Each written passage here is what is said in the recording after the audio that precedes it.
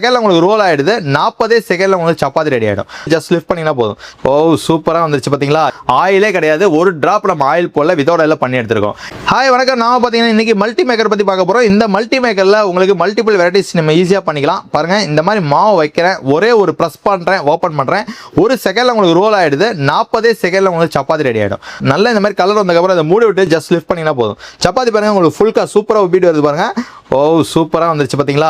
ஆயிலே கிடையாது, ஒரு டிராப் நம்ம ஆயில் போல வித்தவுட் ஆயில பண்ணி எடுத்துருக்கோம். இதுல சப்பாத்தி மட்டும் கிடையாது, நீங்க பாத்தீங்கன்னா இந்த மாதிரி ஆலு பரோட்டா ஜஸ்ட் க்ளோஸ் பண்ணிட்டு மாவு ஃபிளாட் பண்ணி பிரஸ் பண்றேன், அவ்வளவுதான். பாருங்க, ஈவென்ட் ஸ்டஃபிங்ஸ் இங்க என்ன ஸ்டஃபிங்ஸ் அதே மாதிரி இந்த பக்கம் வந்திருக்கு.